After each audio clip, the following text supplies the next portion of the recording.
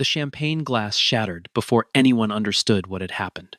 One moment, it was sitting at the edge of the table, catching the amber light from the chandeliers above, and the next, it was in pieces on the floor, crystal scattered across Italian marble, like the remnants of something that could never be put back together. Vanessa Whitmore sat very still. She did not reach for the napkin.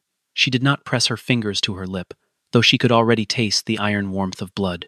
She simply sat and breathed and looked at the 70 people in that room who were all suddenly finding urgent reasons to study their dinner plates. The snowstorm outside pressed against every window of the Aspen Mountain Lodge, white and indifferent, and the fire in the great stone hearth crackled on as though nothing in the world had changed. Ryan stood at the head of the table with his hand still raised. He hadn't meant to hit her that hard. That was the first thing he would say later, to anyone who asked. He hadn't meant to, but the sound of it had filled the room sharp and flat and final, the kind of sound that leaves a silence afterward that no one knows how to fill. His mother, Margaret Whitmore, sat 3 seats away with her spine perfectly straight and her expression perfectly composed, the way she had trained herself to be composed through 30 years of managing a family name, worth more than the gross domestic product of several small nations. She did not look at Vanessa. She did not look at Ryan. She picked up her wine glass and set it down again without drinking from it, and that was all. Jason laughed. He was Ryan's younger brother, 34 years old, heir to a minor portion of the Whitmore fortune, and the kind of man who had never once in his life been in a room. His laugh was short and sharp, a single exhale through his nose. "Guess she finally forgot her place," he said, just loud enough for the 12 people seated nearest to him to hear. Several of them shifted in their chairs. None of them spoke. Senator Helen Moore, seated 3 chairs to Jason's left, pressed her lips together and looked at the centerpiece arrangement of white orchids on the table. She was here as a guest. She was here as an ally of the Whitmore family, or so she had always believed herself to be. She looked at the white orchids and said nothing. Vanessa touched her lip with one fingertip. She looked at the small red mark that came away on her finger. She was 41 years old, and she had spent 9 years inside this family, learning how to make herself very small in order to survive. And she understood, sitting there in the wreckage of that silence, that she had just arrived at the end of something. She couldn't name what it was yet. She only knew the silence had changed texture, the way a room changes when a window breaks. Something from outside had come in. Her phone, sitting face down beside her butter plate, buzzed once, then buzzed again. Then, a third time, in rapid succession. She turned it over. The screen showed a single message from a number she recognized as her former producer at the network. "Live now. Turn on the TV." And below that, 3 seconds later, "Vanessa. Now." She looked at that message for a long moment. Around her, the dinner party was beginning the careful, practiced work of returning to normal conversations, restarting at adjacent tables, the distant sound of a server refilling water glasses, Margaret murmuring something low and controlled to the woman beside her about the weather forecast for the following morning. Ryan had sat back down. He was cutting his steak. Vanessa stood up from her chair, tucked her phone into the small evening bag she had set on the back of her seat, and walked out of the dining room without a word. Her heels were silent on the marble. Gloria, her oldest friend and the one person in that building who had come for Vanessa and not for the Whitmore name, watched her go, set her own napkin on the table, and followed. Vanessa had not always been the kind of woman who could be slapped into silence. There was a version of her that existed before Ryan, before the Whitmore name, before Aspen and the Lodge and the white orchids and the senator who looked away, a version that had been sharp and fast and entirely her own, a woman who had spent 7 years in Chicago, building a career out of stories that powerful people did not want told. She had been a reporter for the Tribune first, then a segment producer, then an investigative correspondent whose face Chicago had come to recognize the way they recognized the skyline, as simply part of the landscape, a feature of the city that you trusted without needing to question why. She had broken 3 stories that resulted in federal indictments. She had interviewed a sitting governor on live television and made him sweat through his dress shirt. She had stood in front of burning buildings and flooded streets and courtrooms packed with the families of the wrongly convicted and found, every time, the precise language that made people feel the weight of what they were witnessing. She had met Ryan at a charity fundraiser on the 38th floor of a Michigan Avenue high-rise 11 years ago. He was handsome in the way that men who have never had to work for anything are handsome, effortlessly, carelessly, as though his face had simply been arranged that way, and he had no particular opinion about it. He was 32. He had a business degree from Dartmouth that he had used to take a position in the family investment firm, which mostly meant attending meetings that other people had organized and signing documents that other people had prepared.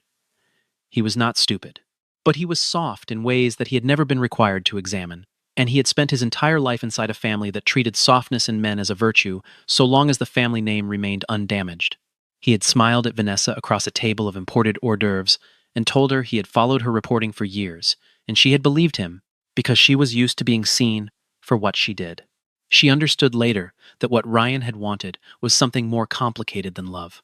He wanted, in the obscure and half-conscious way of men who have always had everything handed to them, to possess something that other men in his world could not. A beautiful woman was expected in his circle. A brilliant woman was occasionally tolerated. But a black woman, an accomplished black woman, who carried herself the way Vanessa carried herself, that was different. That was, in the specific and ugly language of his psychology, a statement. He told himself it was rebellion. He told himself it was love. He told himself both things simultaneously, without examining the contradiction. They were engaged within 18 months. Margaret Whitmore received the news at a Sunday brunch at the family estate outside Denver and said, to no one in particular, and everyone present, Whitmores don't marry women like her. She said it quietly. She said it the way. She said everything as though she were simply noting a fact of the physical world, like the temperature outside or the distance between 2 points on a map. Then she had picked up her fork and continued eating. And that had been the end of the conversation, though it was not the end of anything else. The first year of their marriage, Vanessa was still working. She had taken a position as a senior correspondent at a network affiliate in Denver, a step down from Chicago, but a step that she had calculated carefully, weighing it against the life she was building with Ryan, the house she was beginning to love, the possibility of something lasting. The Whitmore family events, and there were many, quarterly reunions, charity galas, holiday gatherings that lasted 3 or 4 days, were something she attended, the way a foreign diplomat attends state functions, with perfect composure, meticulous courtesy, and an awareness at all times that she was operating inside a culture that had not been built to accommodate her. She shook the right hands. She laughed at the right moments. She wore her hair straightened for the first 2 years, a decision she made consciously and hated consciously, and never spoke about to anyone except Gloria. The microaggressions began so early and accumulated so gradually that she sometimes had to remind herself they were happening at all. Margaret had arranged the seating at the first Whitmore Christmas dinner so that Vanessa was placed at the far end of the family table, near the younger children and a distant cousin who spent the meal talking exclusively about his boat. It was a round table that seated 16, and there was no arrangement of 16 people around a round table in which one seat was naturally, geometrically further from the center than all others, and yet Vanessa's seat was. She had noted it the way she noted everything, with the observational precision that had made her a good journalist, quietly, accurately, and without allowing the observation to alter her expression. At the family portrait session that spring, a formal affair, a professional photographer, 2 hours on the lawn of the Denver estate, Vanessa had been positioned at the edge of the group in the first arrangement, and then, in the second arrangement, had somehow drifted out of the frame entirely, standing just beyond the boundary of the photograph while the official Whitmore family portrait was taken without her. Ryan had not noticed. She had not said anything. She had stood on the grass with her champagne glass and watched the photographer pack up his equipment and felt something close in her chest, like a door swinging shut. She had driven home that afternoon, thinking about what her mother had said the year before the wedding, the one cautionary conversation Diane had offered and then never repeated. Some rooms are built to exclude you, and the question is not whether you can change the architecture, but whether the room is worth the effort of trying. The year after that, at a dinner party at the home of one of Ryan's business partners, a woman named Sylvia had introduced Vanessa to her husband as Ryan's urban phase, laughing immediately afterward as though it were a joke, which it was not. At the Whitmore spring luncheon of the following year, she had been standing near the buffet when a server, a young man who was clearly new, had approached her and asked if she could point him toward the kitchen, having assumed from the way she was standing near the serving table, and, presumably, from looking at her, that she was part of the catering staff. She had pointed him toward the kitchen. She had done it with a steady hand and a steady voice, and then gone to find a bathroom where she could be alone for 4 minutes. Gloria had been at that luncheon. Gloria had seen the whole thing happen from across the room, and later, driving home, she had taken Vanessa's hand and held it without speaking for nearly 20 miles, which was exactly the right thing to do. The comments about her hair began sometime in the 3rd year. Vanessa had started wearing her hair natural. She had made that decision on a Tuesday morning, standing in front of her bathroom mirror, and it had felt like the most important decision she had made in years, small and enormous at once. Margaret had looked at her hair at the next family gathering the way one looks at a piece of furniture that has been rearranged without permission, with a slight tightening around the eyes that communicated displeasure more clearly than any words could have. Jason had been less subtle. Very ethnic, he had said, that first time, tilting his head slightly, performing an appraisal. Very Harlem Renaissance. He had laughed at his own observation. Ryan, standing 3 feet away, had said nothing.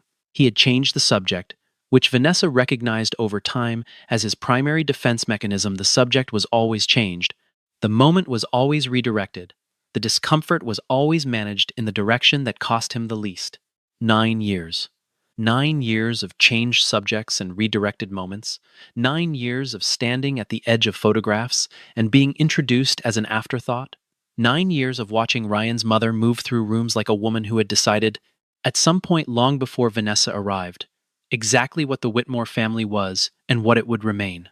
And through all of it, Vanessa had kept her dignity the way you keep a flame in wind cupped in both hands, leaning over it, feeding it the minimum it needed to survive. She had kept it because she was not the kind of woman who let other people's smallness make her small.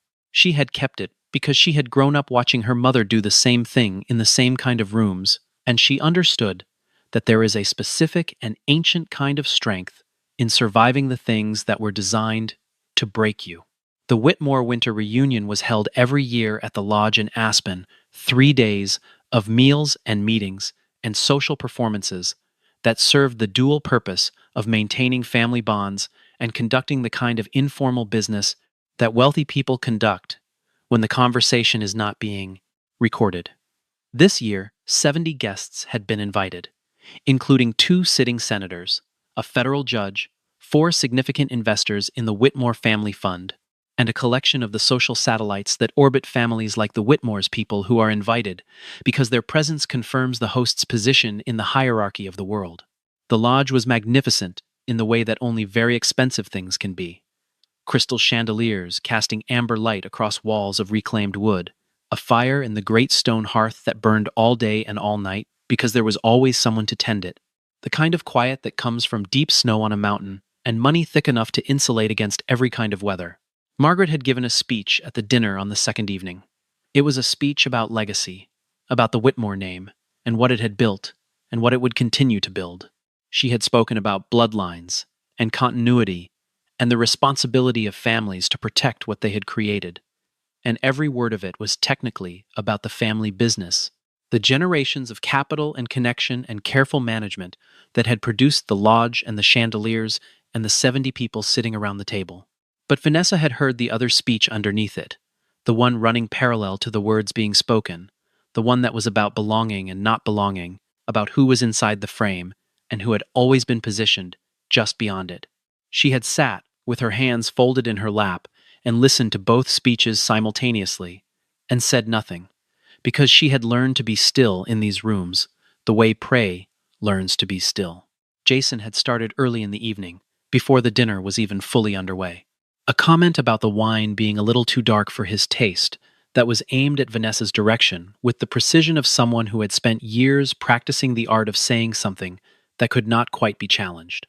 Then a remark, when the conversation turned to a new television program, that certain networks were lowering their standards to appeal to certain demographics. He had been doing this for 9 years, and he had gotten very good at it, this method of inflicting small wounds while remaining technically innocent of any specific crime. Each individual remark was deniable. The pattern was undeniable. Ryan, seated beside Vanessa, had cut his lamb and said nothing. It was the silence, in the end, that was the final unbearable thing. Not Jason's cruelty, which was at least honest in its way. Not Margaret's polished contempt, which had never pretended to be anything other than what it was. It was Ryan's silence, the ongoing, continuous, practiced silence of a man who had chosen, every single time he had been given the choice, to protect himself rather than his wife. Vanessa had understood for a long time that she was in a marriage that had been built on sand, but she had not understood, until that evening, that the sand had run out entirely. She had waited until Margaret finished her speech. She had waited through the applause, light and polished, the sound of the upper class congratulating itself for existing. And then she had stood up from her chair, not dramatically, not with the explosive energy of someone who has finally broken, but with the deliberate and careful motion of a woman who has made a decision and is going to honor it, and she had spoken. She spoke about 9 years. She spoke about family portraits and wine comments and the word urban and the bathroom at the spring luncheon. She spoke without raising her voice, which was somehow worse than shouting would have been, because it allowed every person at the table to hear every word with perfect clarity. She spoke about what silence does to a person over 9 years, not the silence of the people around her, but the silence she had maintained herself, the silence that had felt like dignity, and had. Jason had laughed halfway through. "There she goes, playing victim again," he said, in the voice of a man who has used the word victim as a weapon so many times it has become his first language. Several people shifted in their chairs. Several people looked at their plates. Margaret sat with her perfect posture and her perfect expression and waited for the disruption to resolve itself, the way she always waited for things to resolve themselves. Vanessa looked at Ryan. She had turned to face him directly. The table was absolutely still. Even Jason had gone quiet. Ryan's face did something complicated. There was embarrassment in it, and there was anger, and underneath both of those things, there was the specific and corrosive shame of a man who knows he is being seen accurately and cannot bear the seeing. He was not, at his core, a good man. But he was not, at his core, a cruel one either. He was something more ordinary, and in some ways more damaging than either. He was a weak man who had spent his entire life being protected from the consequences of his weakness, and in that moment, sitting in front of 70 people with his wife looking at him in a way that stripped everything away, the weakness and the shame and the years of insecurity about his career versus her career, and his reputation versus her reputation, and his life versus the life he had imagined collided into something that became a raised hand. The sound of it silenced everything. And then the glass broke.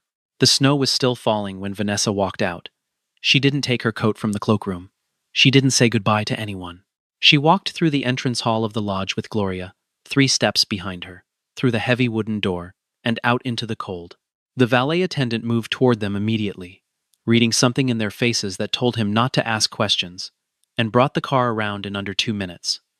They sat in the back seat together in the dark, the heater running, the mountains invisible around them in the storm, and Gloria held Vanessa's hand, the way she had held it on that drive home, 20 miles after the spring luncheon, and for a moment neither of them said anything.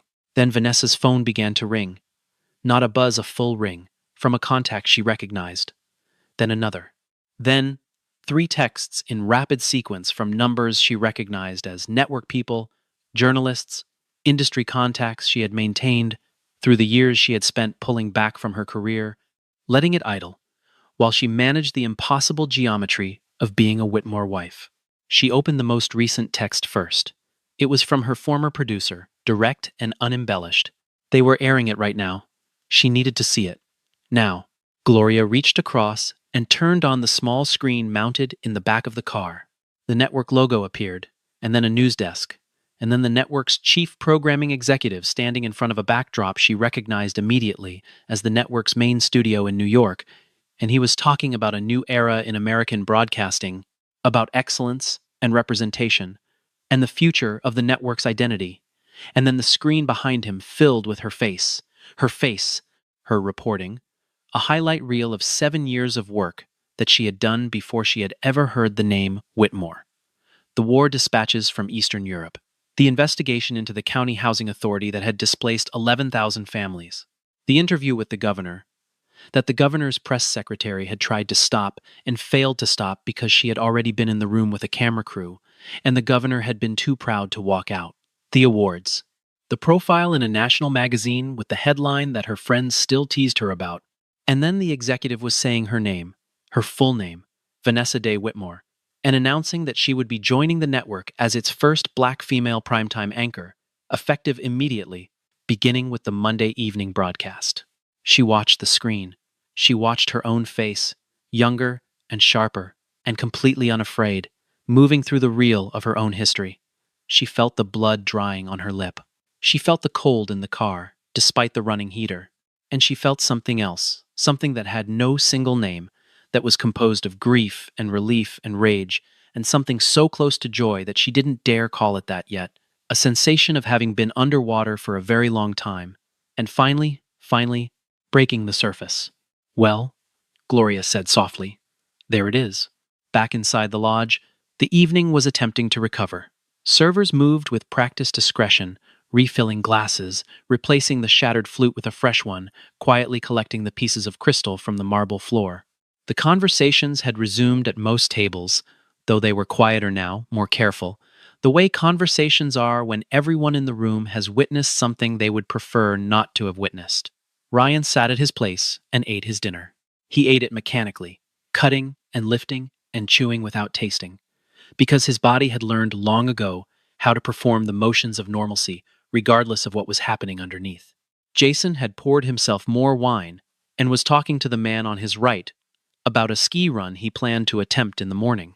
Margaret was speaking quietly to Senator Moore, something about the proposed tax structure for family trusts, a topic she returned to reliably when she needed to feel the solid ground of power beneath her feet. It was one of the junior members of the catering staff who turned on the television, a young woman, barely 16, who had taken the job for the season through a local placement agency, and who had been standing near the kitchen corridor when the slap happened, close enough to see everything, close enough to see Vanessa's face in the moment after, and who had, without fully deciding to do it, pointed her phone at the table and recorded 37 seconds of footage before the sound of the glass breaking had startled her into lowering it. She had not yet decided what to do with the footage, but she had heard the news announcement filtering through from the back kitchen, where someone had been watching the broadcast on a tablet, and she had felt something she couldn't have articulated, except as a sense that the two things, the 37 seconds on her phone and the announcement on the screen belonged together, needed to be together, were in some essential way the same story. She walked into the dining room with a remote control and turned on the large screen mounted above the fireplace, the one used for presentations and family videos at these reunions, and the network broadcast filled the room. It took perhaps 6 seconds for the room to understand what it was looking at. 6 seconds of ambient conversation continuing, of forks moving toward mouths, of Senator Moore making a point about quarterly projections, and then, one by one, like lights switching off along a street, the voices went quiet. Because the face on the screen was the face of the woman who had just walked out of this room with blood on her lip. And the voice from the screen was saying her name, her accomplishments, her history, the scope of what she was and what she had built before she had come into this family's orbit and been systematically diminished within it. Senator Helen Moore, who had said nothing when it happened, stood up from her chair. She stood up very slowly, the way people stand up when they understand that a moment has arrived that will require them to be more than they have been. She looked at Ryan. She looked at Jason. She looked at Margaret, who was sitting with her wine glass raised halfway to her lips, and her expression, for the first time in the memory of anyone in that room, entirely unguarded. That, Senator Moore said, in a voice that carried the full length of the table, is the woman your son just assaulted. She set her napkin on the table. She picked up her bag from the back of her chair. She walked out of the room, and the sound of her footsteps on the marble was the loudest sound in the building. The panic moved through the room in waves. Ryan pushed back from the table. He said something 2 or 3 sentences of something that was meant to explain, to contextualize, to frame the incident in a way that made it something other than what it was. But no one was listening with the particular quality of listening that produces belief. The investors exchanged glances. The federal judge set his utensils down with precision and reached for his phone. Jason stopped talking about ski runs. Margaret Whitmore, who had navigated every crisis of the past 30 years with a composure that had become the defining characteristic of her public identity, sat very still with her wineglass still raised, and said nothing, and nothing, and nothing, for what felt like a very long time. 3 police officers arrived at the lodge 40 minutes later. The roads in the storm were slow, but the call had come from Senator Moore's personal phone, and there are some calls that move faster than others. The drive up the mountain had taken them through 12 miles of whiteout conditions, the kind of storm that made the world shrink to the radius of your headlights, and yet all 3 of them had made the drive without urgency in their voices when they arrived, because urgency would have been the wrong tool for this room, and they understood, in the professional and deeply experienced way of people who have walked into difficult rooms for a living, exactly what kind of room this was. The Whitmore family attorney, who was also a guest at the reunion. This was the kind of family that kept its attorney present.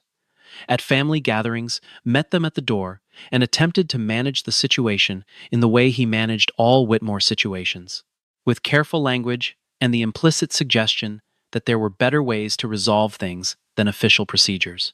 The officers listened to him with the polite attentiveness of people who have heard this kind of speech before and are not moved by it. Jason stepped forward when the officers entered the dining room. He positioned himself between them and Ryan in the specific way of a man who believes that his physical presence in a space is itself a form of authority. He told the officers that this was a private family matter. He used the word misunderstanding 4 times in under 2 minutes.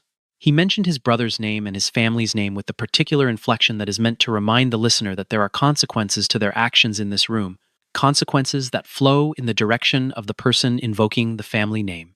One of the officers, a woman named Carter, who had been on the force for 11 years and had heard every variation of this speech, looked at Jason with an expression of complete professional neutrality and told him to step aside.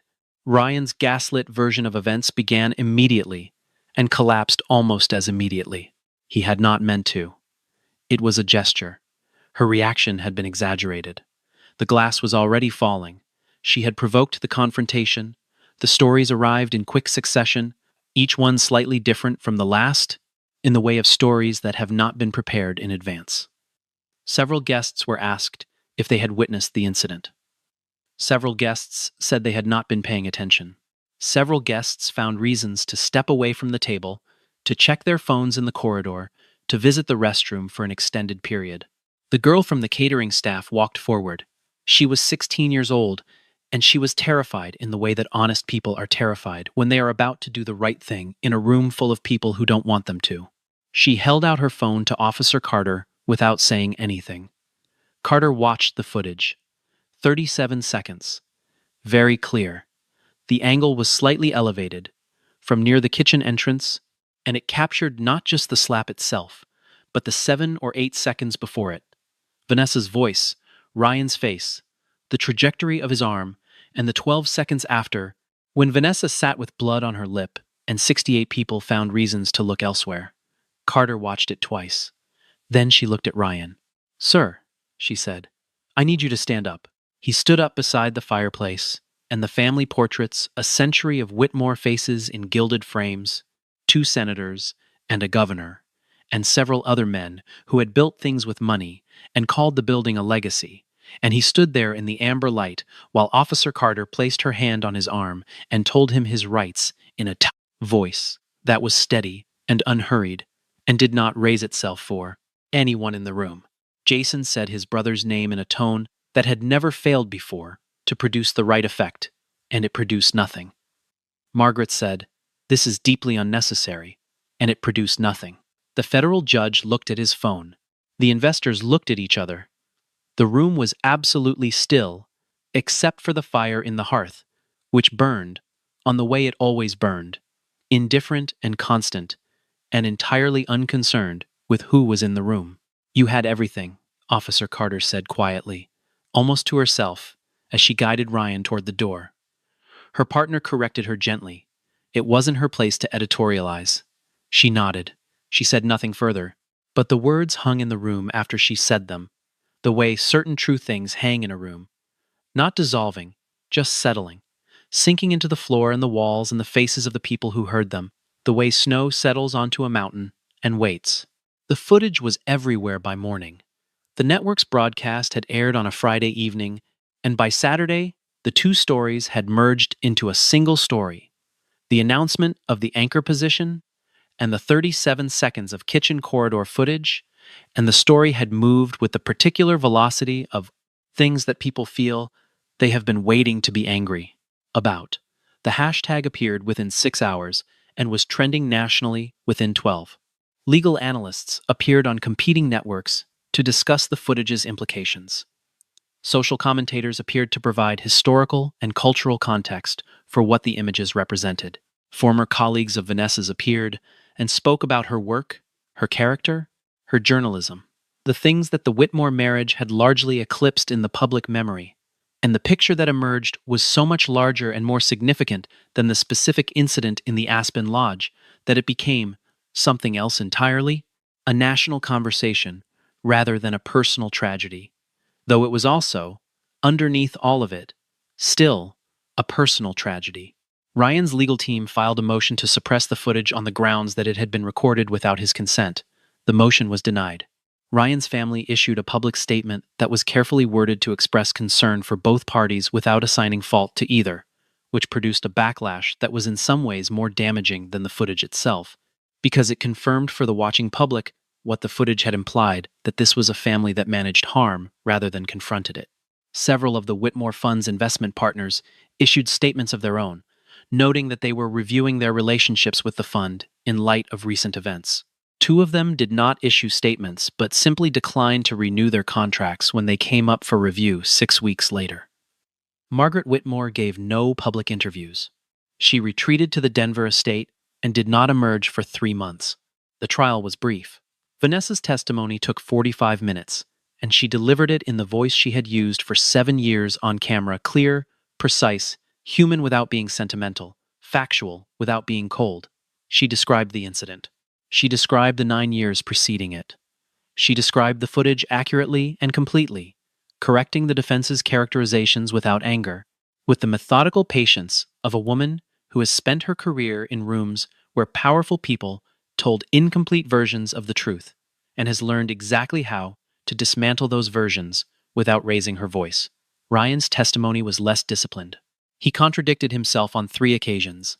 He made references to Vanessa's career trajectory in a manner that his own attorney visibly winced at, because the references made it apparent to anyone paying attention that his central grievance was not the argument itself, but the fact of her success, the way it had grown, while his had not, the way it had become undeniable, while his had remained dependent on his family name, the way she had continued to be more than he was in every room they had shared together. The verdict was guilty. The sentence included mandatory counseling, a period of incarceration, and a permanent restraining order. Ryan's face, when the verdict was read, was the face of a man who had expected, despite everything, to be protected from consequences. It had always worked before. He had always, in all the rooms he had ever occupied, been protected by something, by his name, by his family, by his money, by the social contract that had been written long before him and that had reliably produced outcomes in his favor. He had grown up in a world where the name Whitmore was a kind of key that opened certain doors and quietly closed others, and he had never once been required to question the mechanism because the mechanism had never failed him.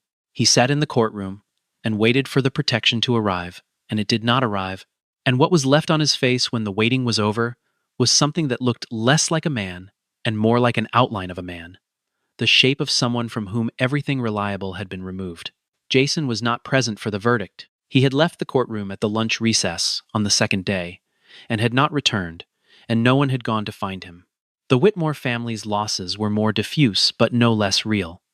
3 investment partners, 2 board resignations, a profile in a national business publication that was technically neutral and read as devastating. The charity gala they had hosted annually for 17 years was quietly discontinued when the venue declined to renew the contract without explanation. Margaret was seen twice in Denver in the months that followed, both times alone, walking with the careful, measured pace of a woman who has become aware that she is being watched. The family name did not disappear. Names like the Whitmores do not disappear. But it was damaged in the way that certain things are damaged, not broken, not destroyed, but fundamentally altered, so that it could never again be picked up and used in quite the same way. 6 months after the reunion in Aspen, Vanessa sat at the anchor desk of the network's primetime broadcast for the 93rd consecutive evening. The ratings had climbed steadily from her first broadcast and had not stopped climbing, partly because she was an exceptional journalist, and partly because there was a portion of the viewing public that had been waiting for a long time to see this particular face in this particular position, and was now watching every evening with the quality of attention you give to something you have been denied and finally received. The studio was arranged the way television studios are arranged: lights and cameras and a team of people just beyond the frame of the visible, a small, controlled world built to produce the impression of something larger, and she was at the center of it, which was where she had always belonged. She had started the foundation 4 months earlier, with Gloria's help and the help of 2 lawyers she had known for years and trusted completely. It was called the Day Foundation, her mother's maiden name, the name her mother had kept through 2 marriages and a career of her own that had been brilliant in ways that had never been properly recognized, and the name that Vanessa had carried as a middle name through all of it. The foundation's work was straightforward: legal support for women experiencing domestic abuse, with a specific focus on women whose cases involved elements of race and class that complicated the existing support structures.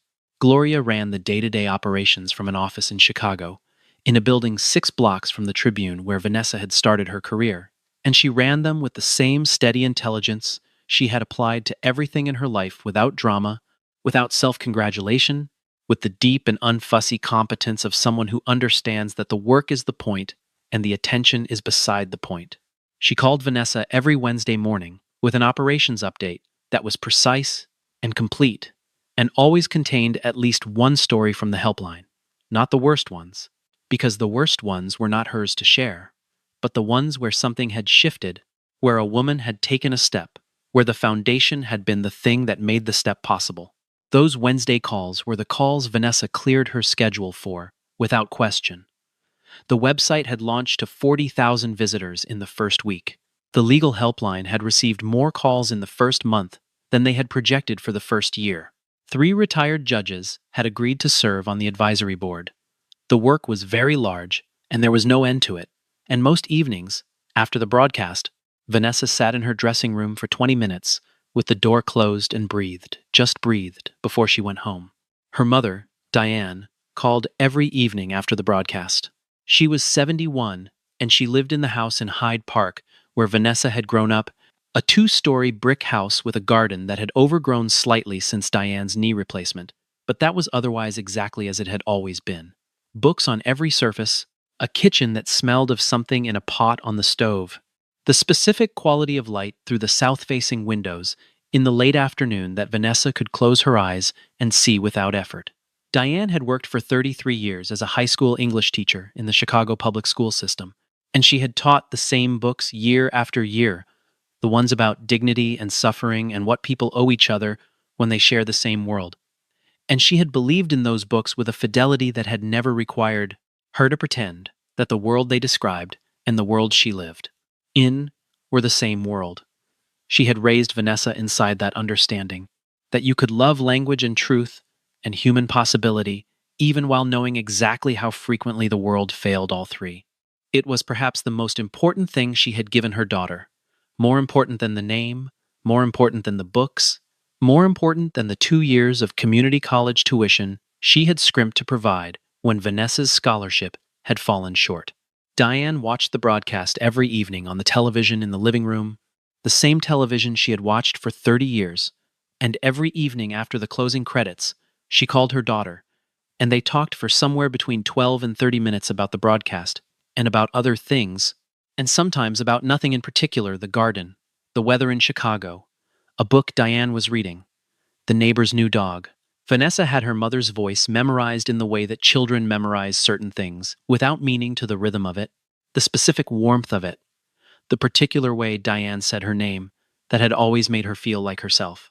On the evening of the 93rd broadcast, Vanessa sat in the anchor chair and looked at the camera and felt, as she looked, the specific texture of the moment, not the studio around her, which she had grown accustomed to, but the larger moment, the one that had started in a mountain lodge with a sound like a door slamming shut and had moved through grief and trial and public scrutiny and legal process, and arrived here at a desk in a studio with a camera in front of her and a country watching. She thought about the family photograph on the lawn of the Denver estate, the one that had been taken without her, the frame that had been carefully composed to exclude her.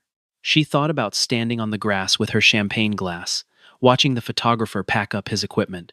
She thought about the specific and particular loneliness of that moment, the way it had felt like a statement about who she was and who she would be permitted to remain.